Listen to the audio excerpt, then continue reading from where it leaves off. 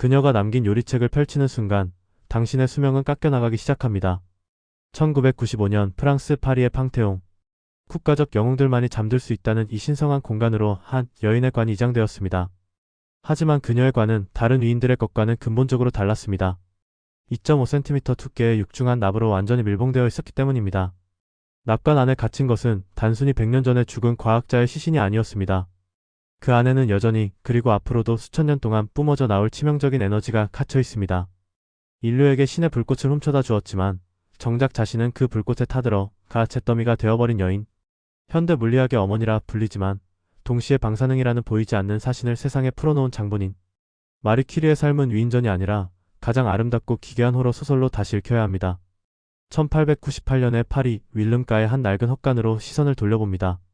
이곳은 본래 의과 대학의 해부 실습실로 쓰이다가 버려진 곳이었습니다. 바닥은 포장되지 않아 흙먼지가 날리고 천장의 유리창은 깨져 비가 새기 일쑤였습니다. 여름에는 찜통처럼 덥고 겨울에는 입김이 얼어붙을 정도로 추운 이곳에서 역사상 가장 위험한 연금술이 시작되었습니다. 마리와 그녀의 남편 피에르 키리는 이곳에서 하루 종일 거대한 무쇠 솥과 씨름했습니다. 그들이 다루는 것은 피치블렌드라고 불리는 검은 역청 우라늄 광석이었습니다. 그들은 이 검은 돌덩어리 안에 미지의 원소가 숨어 있다고 확신했습니다.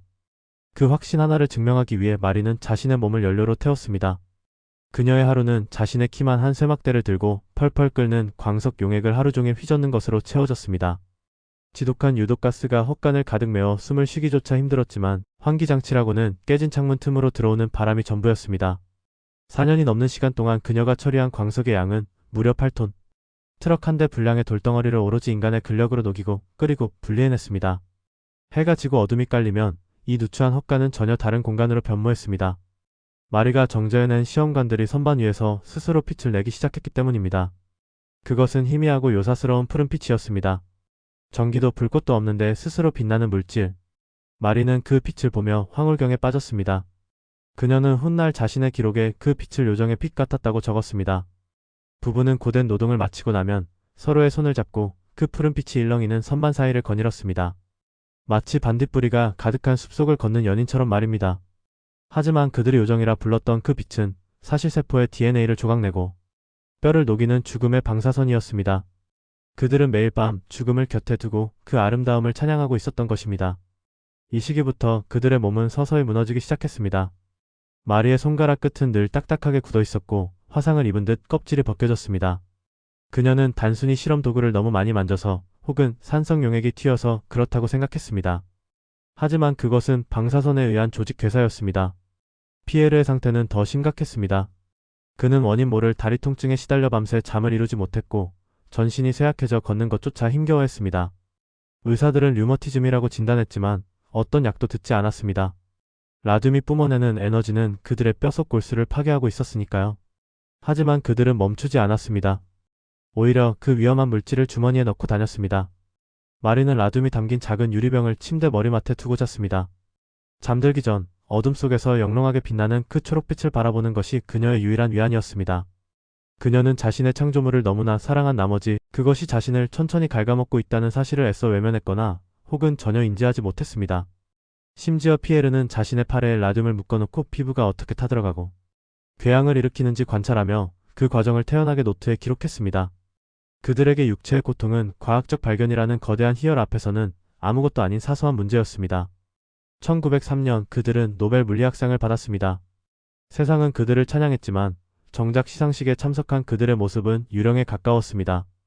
피에르는 너무 쇠약해져서 시상식 연설조차 제대로 할 수 없었고 마리 역시 창백한 얼굴로 겨우 서 있을 뿐이었습니다. 세상은 그들이 과로했다고 생각했지만 이미 그들의 몸은 걸어다니는 방사능 오염원이나 다름없었습니다. 그리고 1906년 비극은 예고 없이 그러나 필연적인 모습으로 찾아왔습니다. 비가 쏟아지던 어느 날 피에르 키리는 길을 건너다 마차 바퀴에 깔려 즉사했습니다. 사람들은 이것을 단순한 교통사고라고 말합니다. 하지만 당시 목격자들의 증언과 기록을 면밀히 살펴보면 기이한 점이 발견됩니다. 피에르는 평소에도 다리가 풀려 비틀거리는 일이 잦았고 사고 당시에도 마차가 오는 것을 보고도 피하지 못한 채 마치 자석에 이끌리듯 쓰러졌다는 것입니다. 방사능으로 인해 약해질 대로 약해진 그의 신경계와 운동 능력이 결정적인 순간에 그를 배신한 것은 아니었을까요? 어쩌면 그를 죽인 것은 마차 바퀴가 아니라 그가 그토록 사랑했던 라듐이었을지도 모릅니다. 남편을 잃은 마리의 슬픔은 실험실의 정적 속에 묻혔습니다. 그녀는 피에르가 입던 피 묻은 옷을 가위로 잘라 간직하며 일기장에 그에게 보내는 편지를 썼습니다. 그리고 다시 실험실로 돌아갔습니다. 이제 그녀를 말릴 사람은 아무도 없었습니다. 그녀는 더욱더 깊은 방사능의 심연으로 걸어 들어갔습니다. 이 시기에 마리 큐리는 기이할 정도로 헌신적이었습니다. 제1차 세계대전이 발발하자 그녀는 트럭을 개조해 이동식 X선 촬영 장치를 만들었습니다. 리틀 킬이라 불린 이 차량을 직접 운전하며 전장을 누볐습니다. 총알이 빗발치는 전선에서 그녀는 부상당한 병사들의 몸속에 박힌 총알과 파편을 찾기 위해 엑스레이를 찍었습니다. 보호 장비 하나 없이 맨몸으로 말입니다. 병사들을 살리기 위해 셔터를 누를 때마다 고농도의 방사선이 그녀의 몸을 관통했습니다. 그녀가 구한 수천 명의 병사들의 생명은 그녀의 골수를 담보로 얻어낸 것이었습니다. 전쟁이 끝난 후 그녀의 명성은 하늘을 찔렀지만 육체는 완전히 붕괴되고 있었습니다. 1920년대에 그녀는 백내장으로 앞이 거의 보이지 않았습니다. 귀에서는 끊임없이 이명소리가 들렸고 손가락은 화상 흉터로 뒤덮여 감각이 무뎌졌습니다. 그럼에도 불구하고 그녀는 라듐 연구소에 틀어박혀 연구를 계속했습니다. 당시 대중들은 라듐을 기적의 물질이라 여기며 미친 듯이 열광했습니다. 라듐이 들어간 화장품, 라듐이 함유된 초콜릿, 심지어 라듐 물을 마시면 회춘한다고 믿는 광기의 시대였습니다. 마리는 이런 현상을 우려했지만 정작 자신은 그 위험성의 가장 중심부에 있었습니다. 1934년 결국 마리 큐리는 세상을 떠났습니다. 병명은 재생불량성 빈혈. 골수가 파괴되어 더 이상 피를 만들어내지 못하는 병이었습니다. 그녀의 몸은 말 그대로 텅 비어버렸습니다. 평생을 바쳐 찾아낸 물질이 그녀의 피를 말려버린 것입니다. 이야기는 여기서 끝나지 않습니다. 진짜 공포는 그녀가 죽은 뒤에 남겨진 것들에 있습니다. 그녀가 생전에 사용했던 요리책, 연구 노트, 가구, 의복, 심지어 그녀가 썼던 펜까지. 그녀의 손길이 닿았던 모든 물건은 지금도 강력한 방사선을 뿜어내고 있습니다. 프랑스 국립도서관에 보관된 그녀의 연구 노트는 일반적인 서고에 꽂혀있지 않습니다. 그것들은 납으로 만든 특수 상자에 격리되어 있습니다. 만약 당신이 연구 목적으로 이 노트를 열람하고 싶다면 방호복을 착용해야 하는 것은 물론이고 피폭으로 인한 신체적 손상에 대해 도서관은 책임지지 않는다는 무시무시한 면책 동의서에 서명해야 합니다.